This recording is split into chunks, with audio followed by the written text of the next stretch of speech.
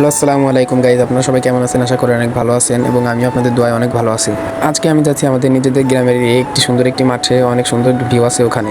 আমাদের গ্রামের মাঠের সৌন্দর্য দেখতে চাইলে ভিডিওটা না সরিয়ে সম্পূর্ণ দেখতে থাকুন। আসলে গাইজ আমি ব্লগ ভিডিও বানাতে পারি না, তো কখনো বানিয়েও নাই, এখন এই জন্য আমি ঠিকভাবে কথা বলতে পারি না, এই জন্য আমি খুবই আন্তরিকভাবে দুঃখিত। প্লিজ আপনারা আমার কথা বলার ধরন নিয়ে কিছু মনে করবেন না। যাই হোক গাইজ, আপনারা দেখতে পাচ্ছেন আমরা দেখতে দেখতে চলে আসলাম আমাদের গ্রামের মাঠে।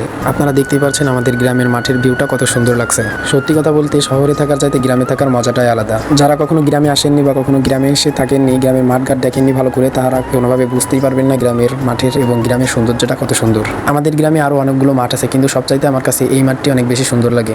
যখন আমার মন খারাপ থাকে তখন আমি এই মাঠে আসলে আমার মনটা অনেক ভালো হয়ে যায়। আর মন ভালো হয়ে যাওয়াটাই স্বাভাবিক, ভালো হবে না কেন বলেন? এত সুন্দর প্রকৃতির সৌন্দর্য। আমি ভিডিও করতে করতে মাঠের অনেক ভিতরে চলে এসেছি। মন চাচ্ছে দিন ভরে এই মাঠে থেকে যাই আমি, কিন্তু সেটা সম্ভব নয়। এখানে অনেক রোদের তাপ বাড়ছে, এই জন্য আমি এখন বাড়ির দিকে চলে যেতে যাচ্ছি। তারপরেও মনে হচ্ছে এই মাঠে যদি আরেকটু সময় কাটাতে পারতাম তাহলে আরও মন অনেক ভালো হয়ে যেত। আপনারা আমাদের গ্রামের মাঠের সৌন্দর্য উপভোগ করতে চাইলে চলে আসতে পারেন আমাদের গ্রামে। বাড়িতে যাওয়ার সময় দেখতে পারলাম আমার কিছু বড় ভাইয়েরা মাঠে থেকে ধান কেটে বাসায় নিয়ে যাচ্ছে।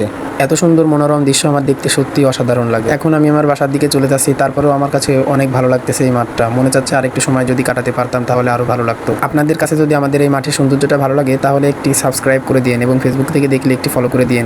আল্লাহ হাফেজ।